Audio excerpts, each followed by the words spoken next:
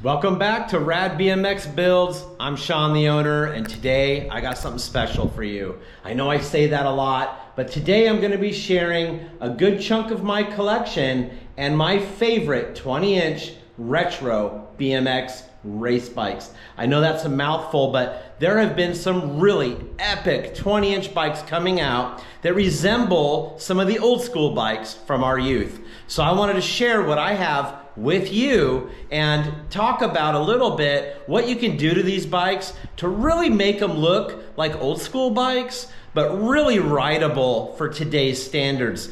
Some of the old school bikes that I have, I mean, let's be honest, 35 plus years old. I definitely will ride them, but I'm just not gonna go destroy these bikes. However, some of the new bikes that have come out, you can go out and just rip on. And I really like those bikes. So I've started to collect them over the years, and I thought, hey, it's a good time to make a video for you and talk about 4 or 5 of those bikes in my collection. So let's get started. Okay, you can see I have up on the wall 3 of my absolute favorite newer retro BMX bikes. But let's first talk about this one right here. This is the GT 50th anniversary 20-inch bike. This was made for me by Craig Turner, the son of Gary Turner, specifically for me, and he stamped the serial number RADBMX. You've seen this bike, it's got its own YouTube video, but this one is definitely one for the collection, and this is what I'm talking about. New school retro with an old school look, using parts like Pro Neck stem, Pro Neck seat clamp, and Pro Neck power disc. There are a lot of repop parts on it, but this is not an old school bike, so who cares? This bike looks absolutely rad in some of those iconic GT colors, blue and gold. It has the GT Super Lace high flange sealed bearing hubs, Rhino light wheels, Pro Neck parts and components, GT parts and components, die comp brakes, GT grips. That bike has it all. Absolutely one of my favorite. Couldn't be happier having it here in the collection. Next up, one of my absolute favorites. This is a limited production 2011 PK Ripper. This came to me in a frame and fork, and I built the entire bike using parts and components that I wanted to use to build it. So I went with some very old school foam grips because I used to have a pair on a bike and they just throw me back to that retro nostalgic phase. I put the Amy bar end caps, some Pro Max brakes, SE pads. These are the SE bars, SE stem, and then you move on down to some gold high flange wheels, SE tires, and SE headset on that bike. I try to use almost everything SE to keep it SE. So SE power, not a power disc, spider, sprocket, cranks, pedals. You can see it there, gold chain. But here's something kind of special. It's not available yet. Cook Brothers seat post, and it's fluted. Those hopefully will be coming out soon and available to you. Just check the Cook Brothers website for that. V-brakes, gold washers, and then the valve stem caps that you can see there, made by my good friend Wes in Texas. This 2011 PK Ripper, front and center on my wall for a reason, is one of my favorite old school look-alike retro, whatever you want to call it. But it's not that old, it's a 2011, but it's a 10 of 10 in condition and one of my absolute favorites for this collection. Comment down below, tell me what you think about that and the iconic SE baby blue and gold. God, I love this bike so much. And if you know my collection, I have an 83 PK Ripper in blue and gold as well. So that's the rideable version, but man, it sure is pretty and looks good on that wall.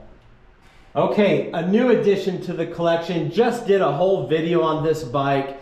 This is another GT 50th anniversary bike that came to me in a frame, fork, bar, and seat post, and then I did the entire build on it.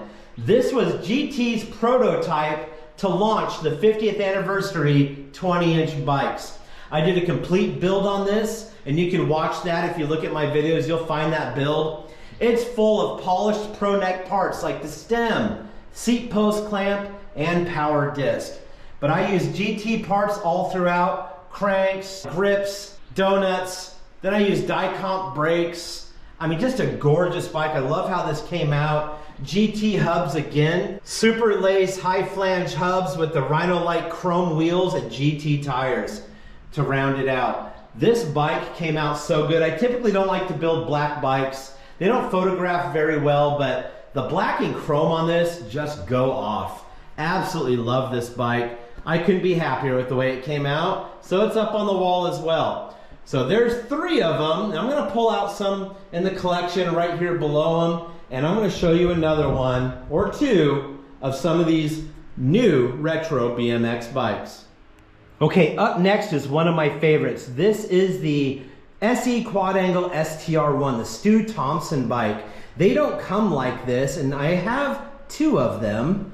There's one over here that I built, but we're gonna highlight this one because, man, it's blue and gold, and you know I like that. So let's start off at the top. I kept the signature Mushroom ODI grips, the Stu Thompson donuts, and then I added the old school desert camouflage pad set because I really like that a lot. And then I added all the gold. These don't come with any gold, so every gold piece you see on here has been added. So the gold MX2 die-comp brakes, the gold SE stem, but I did keep the Stu Thompson stem cap because I just wanted to, you know, keep this a Stu Thompson bike as much as I could. And then I found one of the gold SE headsets here, and then I added the gold wheels. I was also able to find some brownish colored and blue SE valve stem caps, which I think look really cool. And I kept the old school knobby tires that came on the original bike, just because I wanted to give it that older school look, even though this is a brand new bike. And they only made 300 of these, by the way, and I have 2 of them, which is pretty neat. I wanted to keep it looking old school, but at the same time, very rideable. So I added a fluted seat post. I found a gold seat post clamp, and this bike comes with a very odd sized seat post clamp, so it was actually quite hard to find a seat post clamp for this. Die-comp gold brakes on the rear. And then I added Redline Flight cranks. This bike does not come with Redline Flight cranks, but if you watch some of the interviews between Todd Lyons and Stu Thompson, Stu will tell you that he ran flight cranks back then, but when they made this bike, because of the supply shortage in COVID, they were unable to get the flight cranks. So they used some SE cranks. Well, as soon as I was able to grab a pair of flights, I grabbed them and put them on this bike. I added some gold SE pedals. This is a Neptune chainring in gold. I'm probably gonna you tell me in the comments, should I get a silver Redline sprocket for that, or should I just keep the gold one? You let me know. This is my STR1 Stu Thompson SE Quad Angle, and I absolutely love this bike. I loved it so much I bought a second one and did a different style build. But okay, there's number 4. Let's pull out number 5.